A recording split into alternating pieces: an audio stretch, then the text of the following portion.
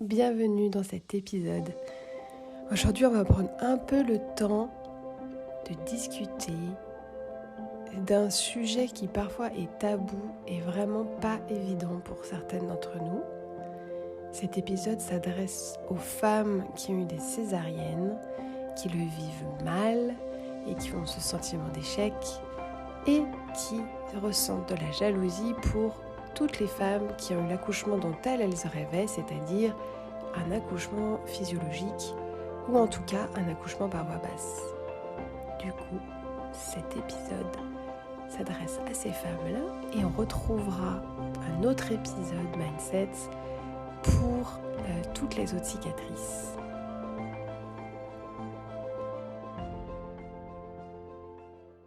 Bienvenue sur ce podcast.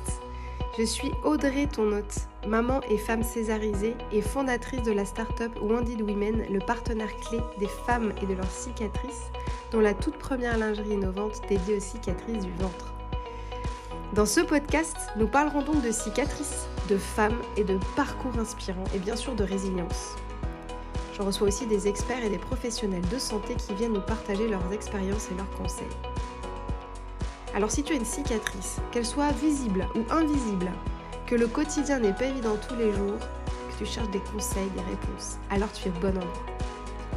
Si tu veux rencontrer d'autres femmes dans des événements extraordinaires, qui ont la même cicatrice que toi, que tu veux du fun, que tu veux avancer, alors retrouve-nous aussi sur Wounded Women officiel, sur nos réseaux Instagram, Facebook, TikTok, LinkedIn et sur notre site internet bien évidemment. Tu pourras aussi retrouver la lingerie www.woundedwomen.fr. Bonne écoute.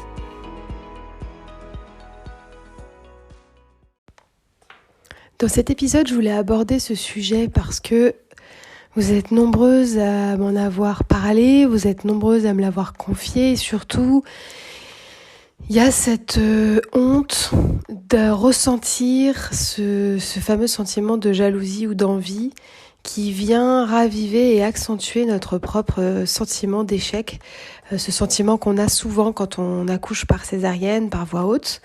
Alors certaines femmes ne le vivent pas comme ça, mais c'est vrai qu'on est quand même 60% de femmes sur le taux de césarienne total par an à avoir un accouchement en urgence en césarienne, donc il y a quand même un gros pourcentage sur les 150 000 césarisés chaque année en France qui ressent ce sentiment d'échec. Parfois même, vous employez le mot d'avoir volé l'accouchement. Et c'est vrai que je crois important d'accueillir ce sentiment et de ne pas se battre avec. Parce qu'on a toutes autour de nous quelqu'un, un proche, une amie, quelqu'un de la famille qui nous a dit ne pas comprendre notre état. Qui ne comprend pas que peut-être on a une autre femme proche de nous qui accouche et qui accouche par voie basse, l'accouchement se passe plus ou moins bien, mais en tout cas a du pot à pot, en tout cas a la tétée d'accueil. Alors on sait qu'aujourd'hui certains hôpitaux, certaines maternités offrent des césariennes plus douce, on propose à la femme de pousser, on propose un pot à pot quand c'est possible, parfois même une petite tétée d'accueil, en tout cas un lien avec la maman, le coparent peut être là, voilà, mais c'est très marginal encore aujourd'hui. Et là, j'ai des témoignages de votre part, de la part de femmes, là en 2022, là il y a quelques semaines, et en nombre, qui prouvent bien que c'est encore très marginal. Et donc, on peut en fait ressentir cette jalousie, cette envie quand on entend qu'un accouchement se passe bien, quand on voit qu'une femme, notamment avec les réseaux sociaux, accouche dans sa piscine, dans son salon. Ça peut éveiller de la jalousie et de l'envie, mais qui est saine, parce qu'en réalité, ça veut dire qu'on n'a pas fini. Ce deuil de cet accouchement qu'on avait rêvé, qu'on avait préparé, parce qu'on s'y est préparé aussi. On s'y est préparé à cet accouchement physiologique. Donc voilà, il est important d'accueillir encore une fois ce sentiment pour travailler dessus, pour le transformer et pour comprendre exactement ce qui se passe en nous et comment on peut le transformer pour écrire la suite de notre chemin. Comme on le dit souvent, tout ce qu'on enfouit pourrit.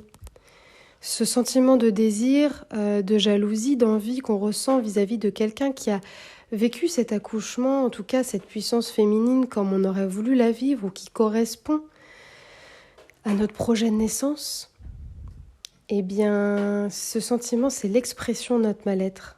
Alors c'est pour ça, évidemment, que c'est pas un beau sentiment, évidemment qu'on va pas dire, bien sûr, jalouser votre prochain, pas du tout.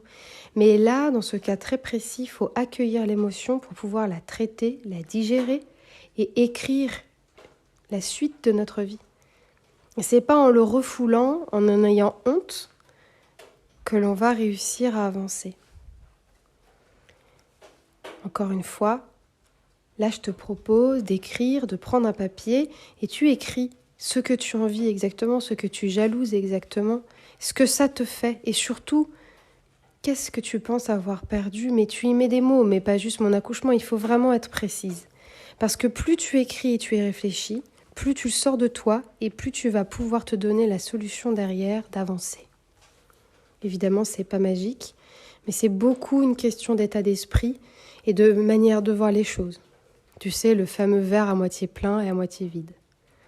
Je te dis ça parce que moi, je l'ai vécu très violemment et je sais très bien où tu en es si tu es à ce moment-là de ta vie. Moi, j'en suis sortie et c'est notamment en passant par ces exercices. Je te comprends et je sais que c'est difficile. Et tu peux prendre 2 secondes pour respirer, faire pause sur cet épisode, si tu as envie de pleurer ou si tu as besoin de faire une pause, parce que c'est aussi important pour toi de te laisser souffler et de respirer. On respire, on se laisse du temps. Et puis peut-être que tu as besoin de refaire l'exercice plusieurs fois.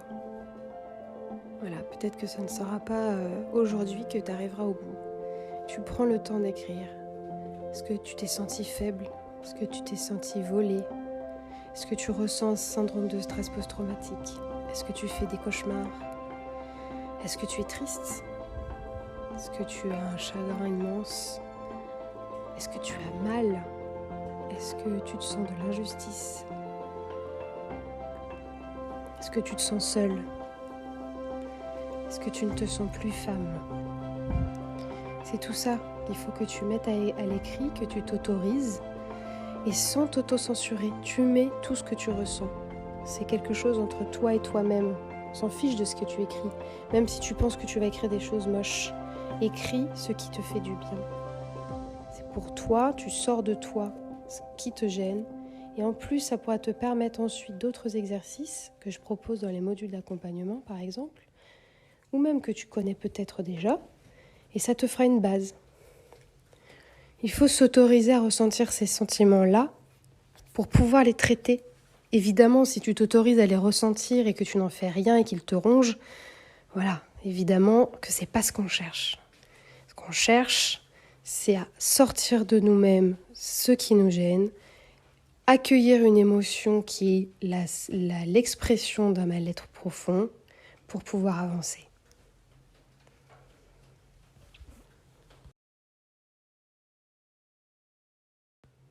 On va terminer ce podcast en rappelant que tu es forte et puissante, que tu es capable.